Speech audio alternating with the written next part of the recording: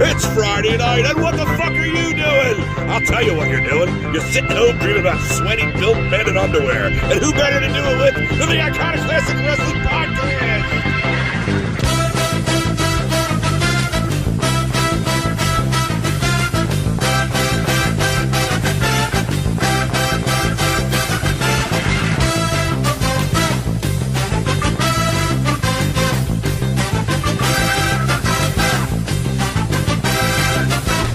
And here's your host, Iconoclast and Dick Taco.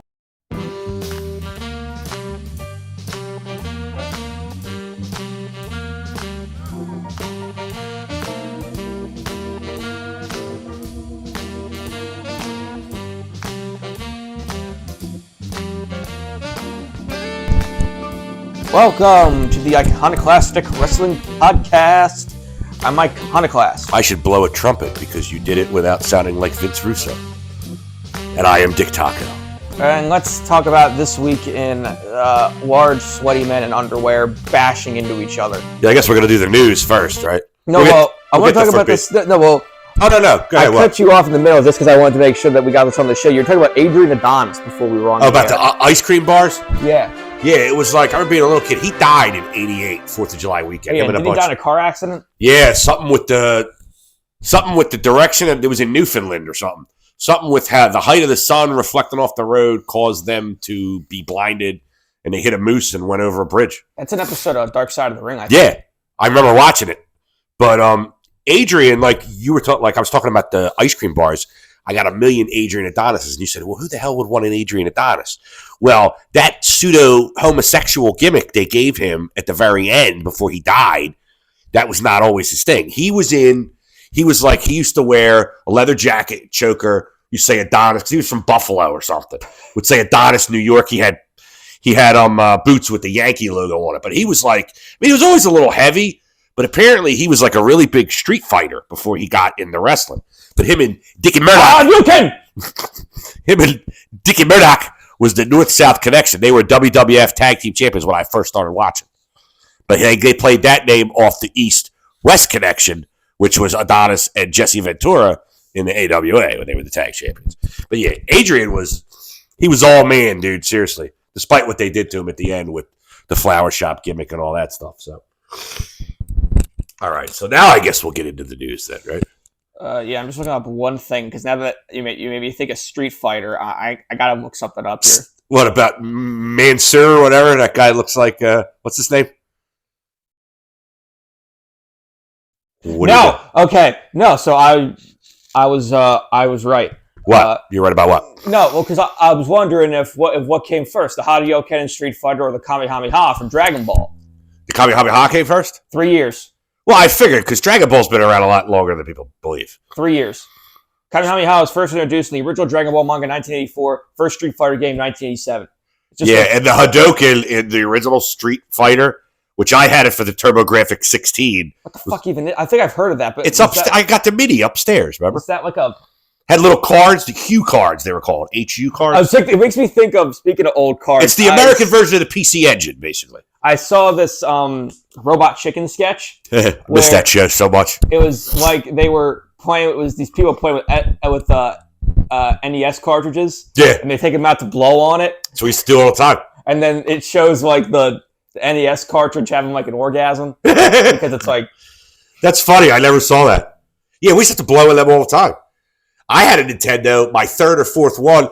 You would push it down and the cartridge would stay up. It wouldn't even go down anymore. Pop gave me like a ring box and I would shove it in. It worked out. But they used to sell repair kits. You had to put alcohol in it. You would have ruined the fucking chips and all that. I mean, like 8-year-old kid ruining the fucking, just put alcohol everywhere with a Q-tip. Like that's not, give them a lighter too. Why don't you, By Game Sharks. Well, this is way before Game Shark. We had Game Genie before Game Shark. No, I'm just talking about the shitty thing where I guess we were seeing it where you would put like it looks like a tumor, like a cancerous growth onto the cartridge, and somehow that gave you cheese. Oh, God, yeah. No, forget it. Okay, so let's talk about... let's get back to wrestling here. We're getting way off the track here. All right. Let's go to New York for the first news here. Okay. I have to scroll up here. I got news about that Cesar Sokoa trademark. Yeah, that was Jacob Fatu's name. Thank fucking God they didn't do it. Because I think Solo's going to wind up being out at some point because Jacob already makes them all look like shit. He does, including got a cool nickname, too, the Samoan Werewolf. Including the two Gorillas of Destiny. Yeah, who you're not really high on anymore. No, I'm not high on them because I've seen their stuff recently in Japan. And yeah, but they're a little long in the tooth, though. Like I said, Tama Tonga's almost my age. They're in their 40s. Yeah, so they've been around for a minute. I didn't realize until I was reading today that they're not actually brothers. They're not? Oh, Tongaloa is like a cousin that was adopted by Haku or something, right? No, Haku is Tongaloa's father, and Hikuleo and Tamatonga are their cousins who were adopted by Haku. I knew there was adoption or somewhere. They were all raised as brothers. Yeah. Biologically, they're not. I mean, they're all Samoans. It's like the same thing with Actually, no. Tamatonga's not. He's from Tonga. Where is Tonga? It's another Pacific. We get a map up on the screen, please. It's another Pacific island. So is it near like American Samoa? Because you could call it Samoa. Samoans, I don't care. I've never heard of anyone from. Let me look this up on a map because now it's going to bother me. All right, we'll get a map up on the screen. Okay, let's see. It's got to be west of Hawaii. Oh, it's getting close to the Philippines then. Let's see. Where? I don't even know where fucking Samoa is on a map. It's American Samoa because they have votes that get counted during the election. I know that. Okay, I see Guam. Guam's like the cheapest place in the world to live. Okay. Samoa's right next to Fiji. Oh, super fly. Wait, okay, I'm just gonna look up Tonga here and see if it takes. We don't have to get No. Now it's okay. Now you gotta know. Okay, now it's directly south of Samoa. There's like a little oceanic cliff south of Samoa, and then it's right there. It's probably less than 200, 300 miles. So there's still Samoans then, if you ask me. All right. I mean, they. But we'll call them Tongans. If you want to be politically correct, we'll call them Tongans. No, because he's born in Tonga, but Hikuleo and Tongaloa, they were born in America. Oh, okay. Speaking more of the Tongans, though, did you see Paul Heyman? He looked like he was homeless. He's heavy, man. Like Jim Cornette said it best. You've watched the Three Stooges in your lifetime, right? Yeah. Larry, Curly. I remember in South Park they did the three serial killers. It was Jeffrey Dahmer, John Wayne Gacy, and Ted Bundy. They were like the Three Stooges? Yeah, they were three serial killers. I gotta look that up. Satan sends them to get his birthday cake for his birthday celebration. Yeah, but the Three Stooges at the end in the 50s, after Curly died, I think Shemp was dead too. They brought in their cousin, right? Joe Besser, who I think had in his contract that you weren't allowed to hit him. He just looked like their gay cousin. Like he was like, oh, he was just like, he was not good. Hit him, right? They were like, they would go like, listen. He'd be like, oh, don't hit me or something. That's who Heyman looks like, Joe Besser. No, and his eyes were all puffy. I always saw the one clip where from this past Friday, his eyes were all puffy. His he looked like he hadn't shaved. He's in and out with the beard. He's bald as hell up top. If you look at those old clips where he's Paulie Dangerously in the early 90s, man, where he's got the mullet, he's real thin, he's got the big Zach Morris phone from Saved by the Bell. And then when him and Jim Cornette had that tuxedo match, right? Yeah.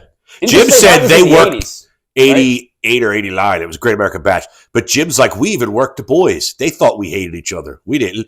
They thought we were going to have a comedy match. I said, no, we're going to have a fucking fight. I haven't seen it. I'll have to watch that. It's pretty good. No, but the thing is that, because again, the Rules of Destiny are old. Yeah. Again, they haven't been tag team champions in I don't know how long. I mean, I've known of them at least for the past 10 to 12 years.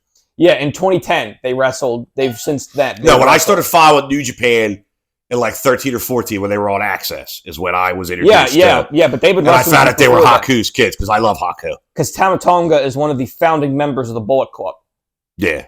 And I didn't know that they're also related to Bad Luck Fale, who. Yes, he's the underboss. Yes. Who you also never see anymore for. He's another guy that's older.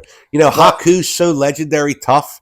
I heard about how tough he was in a gas station in Florida in 1989 because the guy started talking to me and Pop because I had a WWF t-shirt on. He told me Randy Savage and Liz were married, which we kind of had the feeling. But you got to remember, this is before the internet. The magazines were kayfabe. To find out anything about the inside of the business, you had to know somebody. Like that one time at Convention Hall where Nan, she just started working at the hospital again. One of the doctors she worked with was the doctor backstage. I got to go backstage. I also watched Jim Powers get his leg fucking broken by, I told you that, Mega Man Mike McGee. Oh, my God. I never heard of grown man. Is that the same show where the Bushwhackers licked your face? Yes, and it's Bret Hart fought Mr. Perfect. Real small house show. Like summer down the shore, 1989, they were down there every Friday night. Oh, really? We didn't go every Friday night, but Nan went with us. That was like the one time Nan went. And of course, the Bushwhackers licked your face. Well, it was cool because you could go right up to the railing. But it was like they had decent name guys for being like a little shit house show. Didn't you say that's where they had like Iron Mike Sharp, Barry Horowitz? Later on, I remember, because Pop and I would still go in like 94. I was like 16. And I remember one time we went, the main event was like Greg Valentine and Bob Backlund. Like way fucking past their prime. I didn't even know Greg was still there. Bob Backlund. Yeah.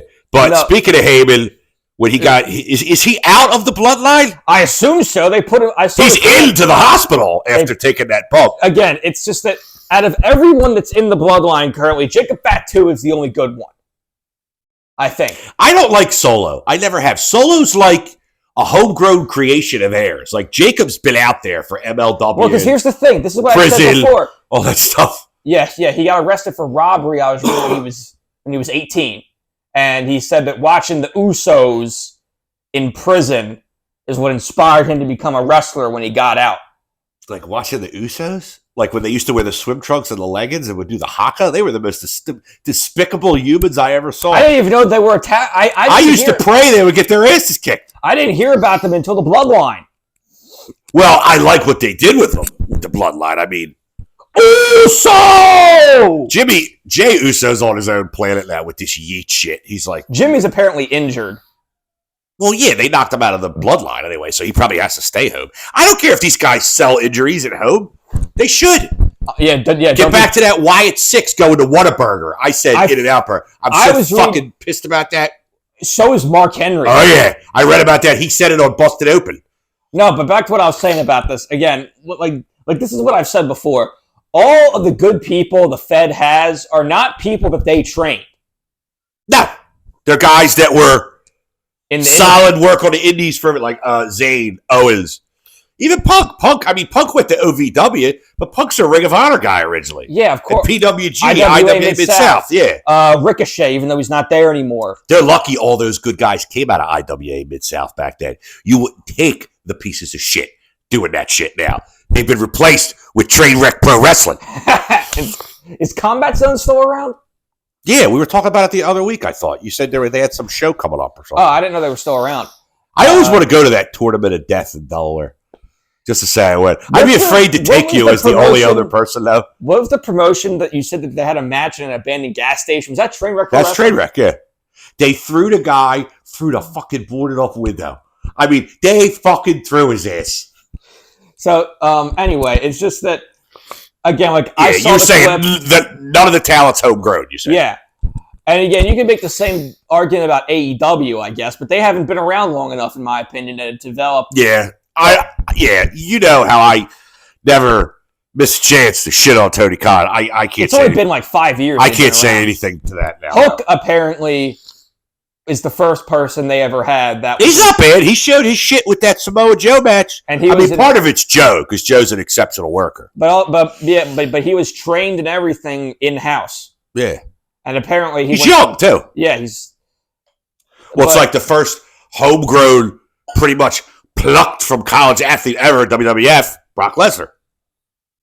Yeah, but a lot of times those guys don't work out. Like a lot of the people in NXT Stevenson. Right now. Look what happened there. Or a lot of people in NXT right now, in my opinion. Because they want to get them as college athletes so they can mold them into their own but just because you're a good mat wrestler doesn't mean... Sometimes, like Bret Hart, good mat wrestler, lacked a lot of charisma. Got better as he got older with it. The thing is that, and this is what I heard when I watched this documentary about Kurt Angle, is that the problem... And that he ended up obviously overcoming this because he's one of the best wrestlers of all time. Absolutely. Is that a lot of times the people with like a legit fighting background, like amateur wrestlers, MMA people, Ronda Rousey very much had this problem. They don't know how to work it. Yeah. They don't know how to sell. They don't know how to They sell. don't want to sell because they're not used to being on their back. Yeah. Like Ronda Rousey. Like you said, Angle said at the beginning, like, I got to lose to this guy? Yeah, like, that's the way it goes. Yeah, but he ended up getting over doing that. business, yeah. Well, you got to do business. If you're not going to do business, you got no business. Ronda Rousey, at least in her second run that I've seen, never fucking sold. It's another thing, too. Like, what's a guy going to be undefeated? It's like Kevin Nash. I was watching one of those kayfabe vault things. I watched Kevin Nash do in 1997 in WCW. He got up to talking about when he beat Goldberg in 98. Goldberg. And he's like, yeah, the guy was 176-0. He goes, they made it up, the number. He goes, because 1 week he's 13-0, the next Monday he's 52. And I'm like, I've been on the road for 2 weeks. I haven't seen this guy.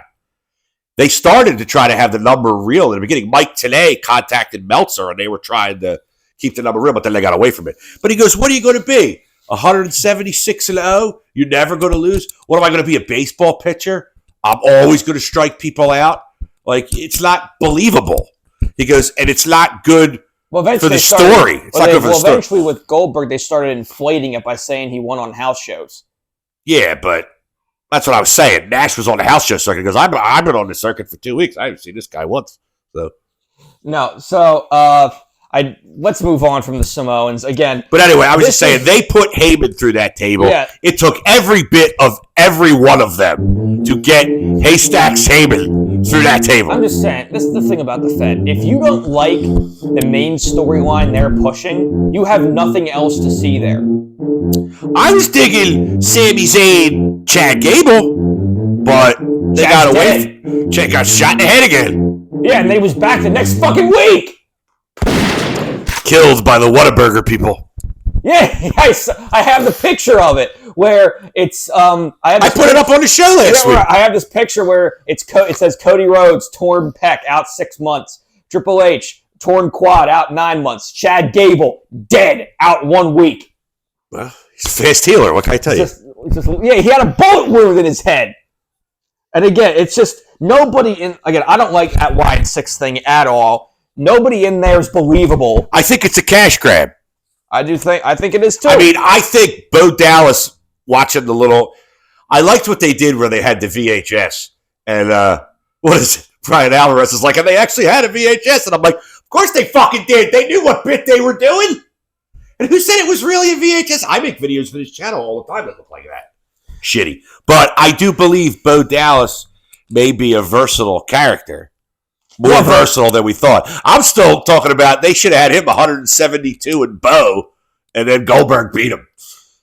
Because he was undefeated. He was like 16-0, and JBL would be like, he's 17 and Bo, and he would have this shirt that Bo leave. Oh, it was so great. He's such a jobber, but but they're playing off his real life angst of his brother passed away. All right, let's move on to AEW. I know you have no soul and you don't care about that stuff. But, no, it's just that it's like nobody else in that faction is a good wrestler. I know, but you have never had compassion for that the fucking guy died. Ever since that we reported it, I could go back in the archives here to tell you, like, well, he wasn't that great of a wrestler. I'm like, yeah, he's not that great of a wrestler. Just fucking shoot him then. And I started laughing because I thought it was funny that he died while taking a nap. Yeah, see, you're fucked up, and you just tell me, you're like, let's move on, Don't bring me down. Well, it's like, here's the thing that I saw, and I texted you about this over the weekend, that they're building long-term towards the Wyatt Six versus the Bloodline. Oh, they're going to call an audible with that. That's going to take a bigger shit than your cousin took on me about it half an hour before you got here. It's like, out of all the people in that storyline, the only person I know of who can actually wrestle is Jacob Fatu. I don't know. I mean, you're right. Tongan's like, I haven't seen them in action that much anyway. I'm probably going to watch Raw tonight. There's a reason for that. Just to check it out. Okay, let's talk I want to see Jacob, though, but last piece of news from the Fed, and it's going to tie in directly to AEW. Donovan Dijak apparently released by WWE due to being a stooge for Fightful. That's per Jobber Nation TV on X. But then he was spotted backstage at Forbidden Door last night. Because, if he's a stooge, I'm sure Tony loves him then. But that's not a Meltzer stooge. That's a Sean Sapp stooge. Yeah. Brandon Thurston's WrestleNomics. Brandon Thurston's a smart fuck. That guy's like a forensic accountant. He did. Okay. Tony Khan says, okay, so we'll do the Forbidden Door results last. Yeah, go to the AEW news then. Okay, Tony Khan says Shane McMahon is always welcome in AEW. I've seen that people said that like because he's a name, he could draw attention to the product. Yeah, but that even when he came back before, I remember Phil called me one time when I lived at the old house. I was out in the, hot tub, sitting there. This is years ago when Shane O'Mac came back to fight the Undertaker at WrestleMania. He goes, Shane O'Mac's back. Got a nostalgia pop. Could have cared less. A week later, but to connect with that, if you go down the page a little bit here, shit-stained Vince Russo thinks Vince is behind Shane putting feelers out in the AEW line. No way. Well, immediately you have to discount it because it's Russo and Sportskeeda sponsors him. That's double. That's a double whammy. And also, I thought Vince and Shane like weren't on speaking terms. I don't know about that anymore. I mean, he was fired for something the other year, but at the Royal Rumble where he got a little shitty backstage about something. I don't know if he was trying to make, God, I meltered it there. I fucked all up. He got an argument with like talent backstage, and I don't know if there was some shoving, and Vince told him to get the hell out of there. Fired your own son. Well, he doesn't need it. Shane's the one that brought like in-demand video to China. I mean, he's fucking loaded. He doesn't need it. His son's going to Alabama. He's a running back. The other one's a quarterback for North Carolina. They'll probably be in the NFL. They're going to have fuck you money. I mean, all right. McMahon is Irish for fuck you. I mean, really. AEW rights renewal coming imminently. TNT said to be looking to retain 5 hours of AEW programming. In excess of $110 million. Okay. Well, if they're happy with that, then I'm happy with it. Brian Danielson says his body... Hold on. I'm not done. You don't just skip around. The 5 hours of programming, I think, is excessive. Yeah. I mean, your competitor does 5 hours, but it's between two shows. You do 1, 3, 4? Is it 4? No, 5. Well, no, they do 5 right now. Dynamite's the only one that's 2 hours, right? No, Dynamite's 2 hours. Collision's 2 hours. Rampage is 1 hour. What about Ring of Honor? Fuck them. That doesn't count. That doesn't count. Don't you think that's too much though? Like I would keep Wednesday and Saturday because then you're not in direct. Like Rampage is in direct competition. No, it's not. The same night. It's the same night, but it's on after SmackDown. That's a lot of wrestling to watch, though. The only reason we used to watch Nitro after Raw is because we didn't watch Nitro, and it came on directly after itself. Because I would watch Raw with my girlfriends, and I'd go to Phil's and watch Nitro. In the middle, they'd have like Mortal Kombat the series, or the New Adventures of Robin Hood, some TNT bullshit they made up. But they, what were you talking about, Bryan Danielson? Yeah, I was reading about this because people said in response to this statement they need to do a reverse screw job on him. Like have him wrestle at Wembley and it's against Swerve or someone else. And they're just like, listen, Swerve, he's going to pin you. And he thinks that you're going to kick out, but you're not. And then they're going to do a reverse screw job where they screw Danielson into winning the title instead of dropping it because he keeps refusing. Yeah, but if it's already out there, now people are going to know about it. Now you can't do it. You could still do it, but you'd be a jerk off to do it. If you know about it, you're telling me that means somebody else knows about it too. Because we're not that smart. Not that many people listen to this show. It's not a very powerful radio station. You know?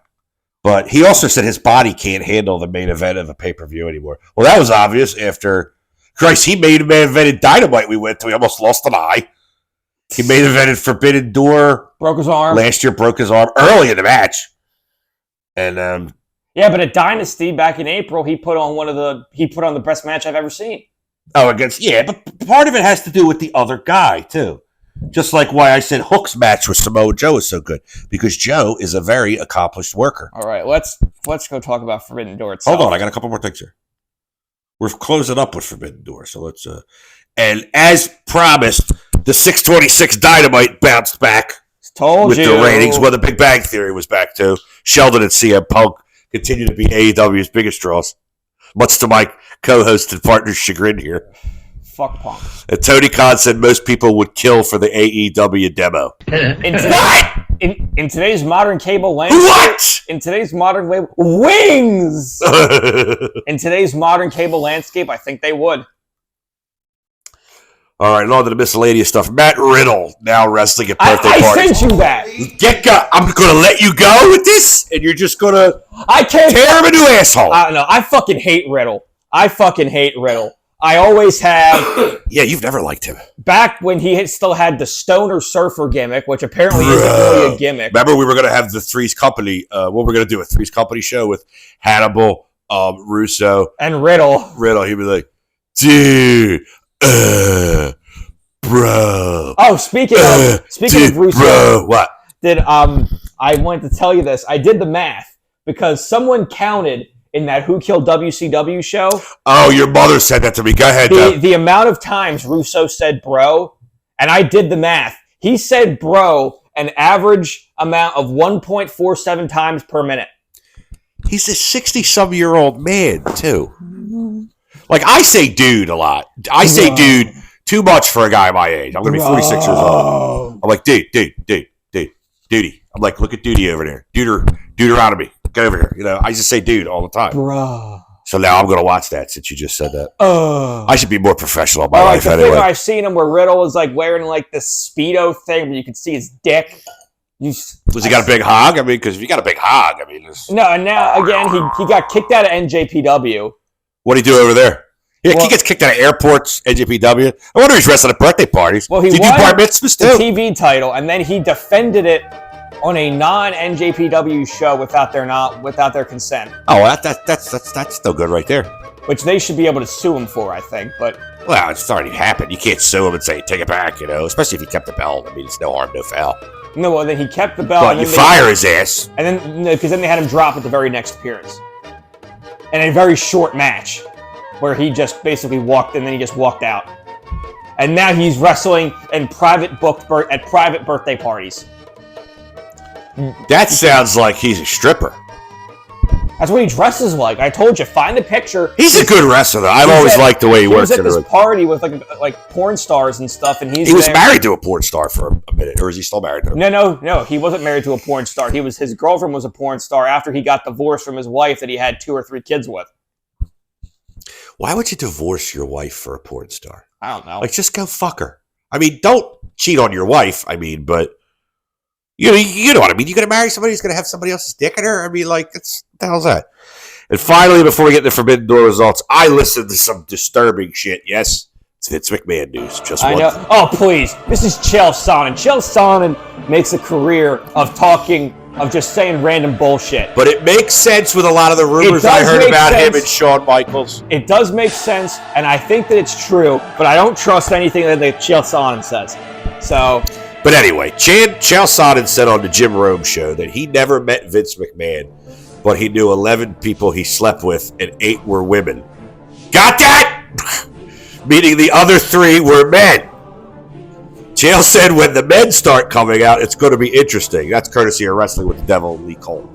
But can you imagine that? Like, that is like the antithesis, if you will, of when I said, imagine if the UFC fighter that was requesting the piss videos in the paperwork was fucking Ronda Rousey instead of Brock Lesnar. That would have been great. I would have laughed so hard. You would have had to take me to the hospital. I would have laughed so hard. I bet it. Yeah. Well, what if one of the 3 guys is Brock? What do you mean? The 3 guys? Ugh. That he slept with. I bet you Roman's one of them. I'm sorry. I don't fantasize anything about that, but there's no way Brock's being the bottom. There's no way. Ugh. I mean, and there's no way Vince is taking him to make, the prison way to make him the bottom. God, I never thought we'd talk about this shit on the air. But what is this, Juggalo Championship Wrestling? But it is. Imagine if that comes out, though. A bunch of guys come out, like, other than, like, the former Ring Boy scandal. No, I bet you the guys will. I don't know how many guys will come out, because I think that a lot of them still think that it will be damaging to their reputation. But well, I mean, for years you only, and you know what? I don't think as much. Scott Hall said in a shoot interview when he was doing stuff with Goldust, when Goldust first got out, he was feuding with Goldust before he went over to WCW. He didn't want to do it because you know Cody Hall from the Bullet Club, Scott's son. He was little and he was backstage at WWF. He goes, "I'm not comfortable doing this, my son here or anything." And he goes, all the Goldust shit. And Vince sits him and Kevin Nash down and says, "Let me tell you about my first homosexual experience." Scott tells it in detail. You can look it up. Who is it with? It's with that Sean Oliver. It's with Sean Oliver, and he said it. And Kevin backs it up. I mean, like, there ain't an inch of daylight between their two stories. So it could be, he said goofy shit on Howard Stern, how he slept with some of the talent. He said shit in that Playboy interview 20 years ago, getting naked with his cousins and trying to put leaves inside the one. And if it's weird, deviant, demented shit. No wonder you're hearing about the guy shitting on somebody's head. Oh, my Lord. Okay, let's talk about Forbidden. But anyway, yeah, I do think that's going to be interesting. Kyle, okay. Hold on, let me get to it, all right? Let's talk about the pre-show. Because the pre-show... I actually watched the entire pre-show. Okay, I did not see the very first match here. You didn't miss anything, that's for sure. Kyle Fletcher defeated Serpentico. Oh, I did not see that. Never mind. The second match, I only saw the end of. Kings of the Black Throne defeated Tomohiro Ishii and Kyle O'Reilly, and Gabriel Kidd and Roderick Strong with Guido, Matt Taven, and Mike Bennett and Private Party. That's a 4-way tag team match that took 8 minutes and 35 seconds. Can I just tell you, that match went so fast, I didn't know who was wrestling. I saw, Malachi Black's in there. Brody King apparently got hurt, though. So Willow Nightingale and Tam Nakano defeated Chris Statlander and Momo Watanabe. That match didn't need to happen at all. It was okay. It was longer than the 4-way tag match by 2 minutes and like 10 seconds, which is an eternity. Mariah May with Timeless Tony Storm defeated Saraya. This was entertaining. Yeah, it was, and you called it. You said she's winning the tournament, right? We'll talk more about that later, but yeah. Let's get more in-depth on these here. Now, here's something I want to talk about. The Lucha Brothers. This was very good. This was a very good match. But is there anybody, I thought they weren't allowed to appear on the show. Apparently, they're stepping back from AAA. Okay. So that they can because wrestle. You told me specifically. That's what I read, but this was announced at the very last minute. Apparently, they've decided to step away from AAA and wrestle. They paused their beef? I thought CMLL and AAA paused their beef. No, they haven't. That they are going to wrestle so that they can wrestle in CMLL in New Japan. Supposedly, they're going to be in World Tag League later this summer. Okay.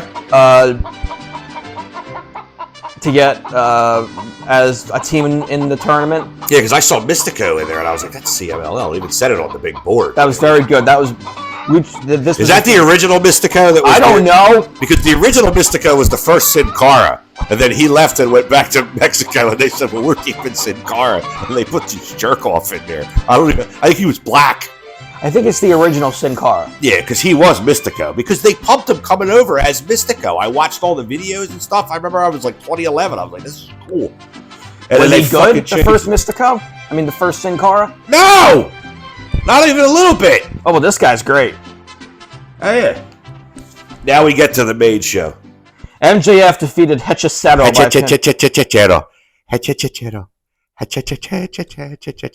That's all I could think of. He's a big fucker now. Yeah, and he's got a very good mat-based. He looks like Machine from 8mm. And he does a very good mat-based style. But all I could think of was that song, Mamakero. I was like, okay, that was just a very... It was. Now, can I just tell you something? MJF got a big pop for being home, but I don't think this is his house no more. It's Will Ospreay's house now. I think he's who people are tuning in to see AEW for. Oh no, I thought this match was okay. That was good. It was a good opener. I mean, I thought they were going to open with Cassidy and Zack Sabre Jr. We'll talk about that later because that might have been my favorite match of the show. And then we had the Elite. Matthew and Nicholas Jackson, and Kazuchika Okada defeated the Acclaimed and Scissor Ace Hiroshi Tanahashi. Bow-legged Bobby? Yeah, I saw Sonny! Bitches! I'm so... Tanahashi, it looked like a grandma out there. Did you see his top that he was wearing? I didn't pay attention to this match that much. It was like this thing. I must have zoned out or something. I was holding your cousin. I was probably falling asleep. Where it was like sleeves, and then it had like a mesh thing in the back, but there was like no shirt portion. It looked so stupid. Who was it, on Tanahashi? Yeah. That's probably because he gained weight. He's doing the Jake the Snake vest thing. Bryan Danielson defeated Shindo Takagi by submission. No, back to the 6-man match. You go back to the 6-man? It was very good. There was a good storyline where Okada kept tagging out to not wrestle Tanahashi. Okada's a good heel, I have to say. Chicken shit heel. He came out, and then eventually he came down at the end and pinned him. I was texting Kev the other night, and I was like, I hate how they turned, because we're old school like New Japan fans from like 10, 12 years ago, and I was like, I can't believe they turned him into a comedy wrestler. He goes, yeah, but I love when he says bitches. Makes me laugh. No, like, it's not that he's a comedy wrestler because he still wrestles great matches. I liked the intro when Road Warrior Buck did the flip. Yes. That was cool. I like that. Yeah, well, that's what they've been doing. And I figured out which one was Balding Buck. The one with the further back hairline that came out first. Duh! It all just became clear to me. Why are you gonna act like I'm fucking stupid when I figure I'm just saying, when you say Balding Buck is the one with the further back hairline, sorry, of course that's I'll bring up who died this week so you can go, you know. But Brian Danielson. Toodles! What? Toodles! What's that? Mickey Mouse. Oh my God. Brian Danielson and Shingo Takagi. This was a stiff fucking match. Yeah, it was. Very good. Thank God Brian won because Shingo didn't do much for me. He's good, but it was a very good match. It was a very good match. Thomas Tony Storm with Luther defeated Mina Shirakawa. Good match. Pinfall. I actually make sure I am there to watch a Tony Storm match when it's all, because I really like her whole thing. Again, this was a little bit shorter than I would have liked. It was only 11 minutes and 40 seconds. It didn't seem like it, though. It seemed longer than that. 11 minutes and 40 seconds is long. There was good storytelling. Mina Shirakawa is a great wrestler who, I hope that they will be able to sign full-time eventually. Yeah, but some of these people, her I would like. I think she's a talent. But some of these guys are just like attractions, like Tomohiro Ishii. You just bring him in obviously, once in a while to clobber somebody. Or he spends a lot of time there because he's just, But, he's old. They just go wherever they. Yeah, that's why I never understood why he wanted to sign these AEW guys away. It is like he's collecting action figures. No, because he could get Okada. At least once a year. No, but the idea is to have them all the time, and also to get them so that WWE doesn't get them because if that's true. There is a bidding war going on. WWE gets them, you're not going to have them at all. No, but I don't understand why somebody wouldn't want to go to WWE. I mean, unless Tony's throwing a boatload of money at people. He's throwing more money than WWE does. I'd rather work at AEW. Well, that's because you like it. I just think exposure-wise and the way it's shot and all that stuff, you want to go to the big dance. I mean... Yeah, well, also with AEW, you have a lot more freedom in where you can wrestle. I think they should figure out who's doing their production and change it, because I like the sports-based camera work of WWE. Yeah, it's like they're reforming the NWA, because they announced here that they're doing this Wrestle Dynasty show. That's going to be like Forbidden Door, but it's going to be in New Japan. Well, see, that's what I mean. If you didn't waste all this money on these New Japan guys, you could have them twice a year at your shows. One over here, one over there. Yeah, but now you can get like Okada and Ospreay wrestling on Dynamite. They're not developing anybody, really. Name one guy that's, you're right. You can't say they haven't, they don't have any homegrown talent. They're still young.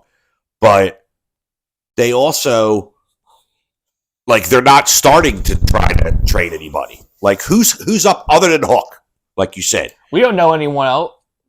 He's bringing people in from other promotions. We don't know. All right.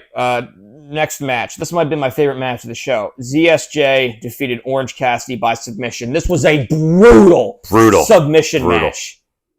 Great match. Orange Cassidy delivers his matches. I know you don't like him, but... Oh, no. I told you I was warming up to him. Many, many moons ago, I was warming up. He can put on a great match. They had a beautiful match here. A lot of great pinfall trades. Near falls. Yeah, near falls of ZSJ locking him in all these holds. He is the submission master. I love him, dude. It was very good. Was your cousin. That was his favorite wrestler when he was 4. Okay, I didn't watch this next match. I just went upstairs. Yeah, well, you did yourself a favor. Because you went from a brutal match to a match that was brutal to watch. Samoa Joe, Hook, and Shibata defeated the Learning Tree and Jeff Cobb. Where the hell's Brian Keith? He's injured. He was From what? He doesn't wrestle. He got injured somehow. But I was happy to see. That's why he was at ringside. Chicken! Chris Jericho ain't no lame ass chicken! Samoa Joe, Hook, and Katsuyori Shibata are the better looking 3. Jericho's old. Big Bill's better than I thought. And I love Jeff Cobb. I always did. I play as him all the time in Retromania. Okay, I fell asleep during this match. I think my brain was telling me, you don't want to watch, Dick. It was good. It was your classic chaotic ladder match. A lot of high-flying guys. Did they light his ass on fire again? No. Damn it. But I saw Takeshita do a Blue Thunder bomb on El Phantasmo through a table. That was great. I hope we at least get Perry versus Takeshita out of this or something. Mark Briscoe. Or Perry versus Mark Briscoe. Mark Briscoe dove through a table. That was good. He's fucking crazy. It's like DMX.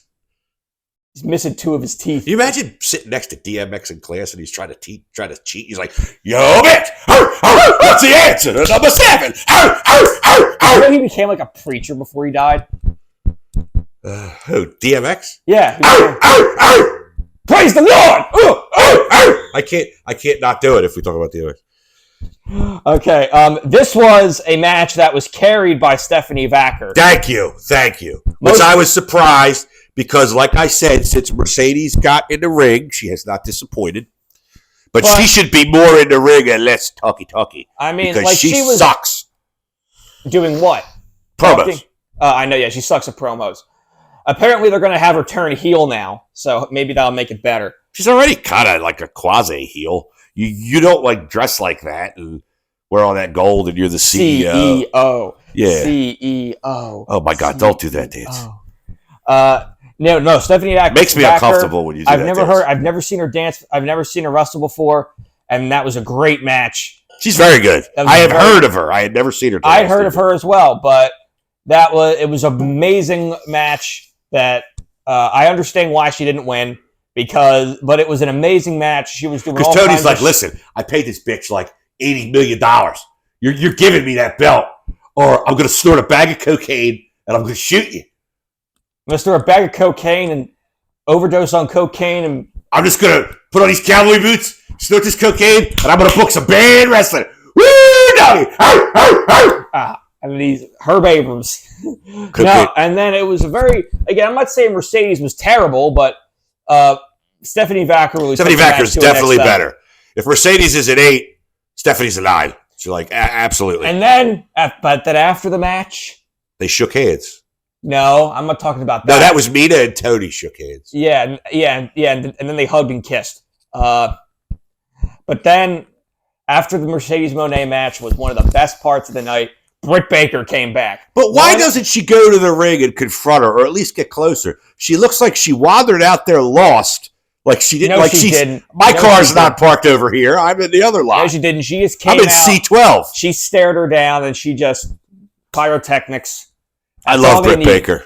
She is. Your mother hates her, doesn't she? No. She was saying last night she doesn't like her character, but she can't deny how great she is. She's a real dentist, though. Yeah, I know. That. I know. Yeah, she's a real dentist. She still has a practice. Yes. I watched part of the AEW reality show. She was. That's probably why she doesn't wrestle that much anymore, because she's not stupid. That's not why. She's been injured the last year. She had a back injury. But I'm saying I would wrestle. She came back. She is in amazing shape. She is the heart of just like Kenny Omega is the heart and soul of AEW's men's division. She's the heart of the women's division. I wonder if we're going to see Kenny again. I think we will. I hope so. I mean, Brock came back from diverticulitis. Well, he has that C-section gut now, though. But I mean, Kenny got surgery. Apparently, the plan is to have him and Okada wrestle at All In. Ugh, I don't know. That's cutting it close. That's next fucking month. Let him wrestle with a colostomy bag. Smack him right in the face so he gets shit everywhere. Never been done before. I mean, but knowing Tony, he'll start doing it every week. He'll be like, yeah, that's a good idea. Let's do that again. He's snorting the guy up next to him. Christopher Daniels. I'll see Christopher Daniels. All right. Tetsuya and okay. I need to do a deep dive on this match because I got some good things. You didn't? I didn't. I will say this. I watched part of it later. Moxley's NJPW theme is awful. Is one of the best themes I've ever heard. Are you just doing that to be contrary? CUNTRARY. Death Rider is amazing. God, you think everything. You with the fucking always with the superlatives and the hyperbole. It's amazing. It was the greatest ever. I kept listening to it like on repeat today. I was like, it just makes you feel so badass. I have it on my computer because I used him in a NJPW pay-per-view. Okay, so again, I was upstairs. I want to speak about this. I was in the bathroom during this match the whole time. So Jon Moxley has found his other half because this motherfucker with the orange hair makes him look like $1 million. Moxley already looks like $1 million. Oh, shut up. Your brains are in your ass. Do you get a headache every time you sit down? Sit down and hold your nose and ears and fart. Clear your mind. Like, did him and the Young Bucks like steal a There's something the matter with you. Like seriously. Did he like steal a girlfriend from you or something? He couldn't steal anybody from me. You have to listen to Brian Last read Jon Moxley's interview in Sports Illustrated in his Jon Moxley voice. It is fucking pee your pants hysterical. But no, this match, I mean, Johnny Boy's entrances are the only ones that I've seen in my lifetime that eclipse The Undertaker's because he comes from like across the arena, like across the street. He has to go in, give the guy's ticket, get searched, go get something to eat, then walk down. It's like, remember the Blood and Guts the other year when we were talking about? Fucking Wheeler Useless took so long to get to the ring. They went to picture-in-picture ads twice. Takashi made no info. That's coming up, ain't it? Blood and Guts? It's July, right? Yeah, we don't know what it's going to be, though. It's going to be Blood and Guts. Doesn't matter what it is. But this match, John did some good work here. Did some very good reversals. I know you don't like John. I don't think he bled either. I don't think he bled, which was amazing. Because it's hard for him not to bleed at all because he has so much scar tissue. I got so much scar tissue. I bleed when I take a shit. I'm a blood hunter. I need blood. Death Jitsu. Fuck shit up. I'll be right back. I gotta go snake this straight. God, why? But he comes out. Look at and what's with the match card picture with his glasses down like he's fucking John Cusack. He's John Cusack's grandfather with that bald head of his. He looks so cool. Oh, shut up! What is wrong with you? You and your whole fucking generation. Every fucking idiot that was there last night that thinks he's the second coming of Billy Robinson makes me want to throw up because he's close to the Sandman. That's about it. But the difference between Moxley and the Sandman is in 1994, nobody tried to convince you that the Sandman was a good fucking wrestler. I admit Moxley's slightly better than him. Moxley can do more moves than Punk. Lover. Oh, shut up. Paradigm Shift. Bulldog. Death Rider. Whatever. The IWGP title is back where it belongs in the hands of New Japan Pro Wrestling so they can book it, with people that actually can wrestle. Not garbage deathmatch people cosplaying as Nick Gage, the bank-addicted drug robber. What did you say? The civilian contractors, it's Moxley, Baron Corbin, and Trent Beretta. Yeah, it's Moxley Plumbing, right? Yeah. Wasn't it Corbin Handyman Services? No, you said Corbin Drywall. And then no, but I changed it when I found the stuff. It was Moxley Plumbing in Baltimore. Corbin Drywall. Shit, you got me saying it now. Corbin Handyman Services. What's a handyman? No, just a guy that you call and I gotta fix something or some shit. Corbin Handyman Services. That's kind of general. Yeah, and then you had Beretta Stone and Tile. Because Trent Beretta's a bald old truck driver too. He's not that old. He's not, but he's bald. He shaved his head. Yeah, but they let it come in. I have to shave my head every 2 weeks or I look like Jason Alexander. It's terrible. I'm like, Jerry! Okay. You're upsetting George! The final match I did not see all of, but what I did see was great. He beat him clean.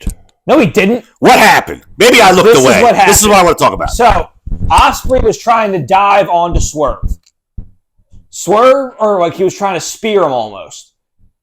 And Swerve moved out of the way. So then the ref got hit. Yeah. So then... shit's going down when there's a ref bump. So then Don Callis came out. Gave him the screwdriver and he wouldn't do it. Yeah. I saw that. He wouldn't do it. So then while Ospreay was distracted... Because like I said, he's going to leave the Callis family at some point because he's the hottest thing in that whole company. Ospreay. So then while Ospreay was distracted, Swerve came up behind him and hit him. With what? With a move. It was just okay. He didn't hit him with a weapon. It was just the idea is that he was distracted. I don't think he hit him with a weapon. At least that part I did not see fully. I was eating. Really? But I eat right in front of the TV when this shit's going on. But overall, and then after that, Swerve pinned him, so he did not beat him clean. Ospreay had it won. But did he use a foreign object? He was distracted. Yeah, it's not the same thing. Whatever. You gotta have like your feet on the ropes, or you gotta. He didn't win clean. Oh, that's terrible. He did not. But I agree. Clean. But I agree that he shouldn't have won anyway. But this was I've been saying that for a week. This was a great match. Yeah, Swerve could throw down, kind of almost in the same way that Ospreay does. I mean, not exactly the same way, but they've been wrestling against each other for over a decade. Oh, they have? Yeah. Swerve was in NXT, wasn't he? Wasn't he Swerve Scott? Swerve went to the main roster for a bit. Did he really? Didn't work out. He did terrible, but Swerve that did a lot for him last night, that match, because he has been booked terribly, and somehow he's been able to He's been able to overcome it. Better than Cody. Dude, you don't see Cody's like, dude, they're selling out every week. 15,000 people. Don't say anything about them. Oh, Cody. Stay in your lane with the 3,000 to 4,000 people and just do what you got to do. Be number 2. Better than TNA. God, TNA is barely even open. I know. You know what you would have to do? There's like the only time they were quasi-competitive is when Punk went there. Like, with WWE. They would have to... I'm trying to think, who would they have to poach from WWE? Not Cody, because they already had him. John Cena. Nah, because he's not going to be around that long. He would put people over, though. He would, less like Punk did. He would absolutely. Because... 5 moves of doom. Yeah, but John's another guy that can have a good match with a grape. I mean... And what's his 6th move of doom? Do you know this? His name is John Cena. Getting kicked in the face when he's bent over doing Can't See Me. No, Punk did that too at Money in the Bank 2011. He does attitude adjustment, 5-knuckle shuffle, shoulder tackle, body slam. He does something else, and then he does the electric punch. Oh my God, he throws the worst fake punches. He looks like he couldn't crack an egg with those things. He also does the guillotine leg drop off the top rope. That's what the 5th move is. But then he did the electric... And that's devastating, dude. I don't know why that wasn't his finisher. It's like a famouser from hell. Where he did the electric punch where he would flex all of his muscles and then do one punch to the face. All I know is when he came out to help Cody at WrestleMania, he shouldn't have taken his hat off. Balding. No, like the Republican Jewish space lasers were shooting down off of it. All right, is that everything for this week? Well, what do we got coming up next? When is Money in the Bank? I wanted to ask you. I don't know. Hold on, let's take a look. I think it's first week of July. Well, this is the first week of July. Let's see. Cody. Just let me look up real fast, and we'll find out. Yeah, dude, it's this weekend. Let's see the preview. Do you have it up? Yeah, I have it up. Money in the Bank ladder match for men's championship match contracts. Jey Uso versus Carmelo Hayes versus Andrade versus Chad Gable versus LA Knight versus one to be determined. That does not sound bad. What else is there? Money in the Bank ladder match for women's championship match. Io Sky versus Chelsea Green versus Lyra Valkyria, Tiffany Stratton, Naomi, and one more to be determined. Last chance match for the World Heavyweight Championship. Damian Priest defends against Seth freaking Rollins. Rollins can never challenge for the title for as long as Priest is champion. If Rollins wins, Priest must leave the Judgment Day. Sami Zayn versus Braun Breaker for the Intercontinental Championship. That'll be good. I'll bet you he wins, too. And the main event was like a 6-man tag team match. Cody Rhodes, Randy Orton, and Kevin Owens versus the Bloodline. Solo Sikoa, Tama Tonga, Tonga Loa, and/or Jacob Fatu. Who's Solo Sikoa? It's Solo. Don't look at his ass, Sikoa. Yeah, I'm sorry. I forgot. It's been a long time since we brought him up. The final spot on Raw will be determined by a triple threat match between Drew McIntyre, Ilya Dragunov, and Sheamus. And the final spot on Raw for the women will be determined by a triple threat match between Dakota Kai, Ivy Nile, and Zoe Stark. So we'll have to report on that next week, right? And I guess that's it for this week. Good night, everybody. Get your hand off my penis!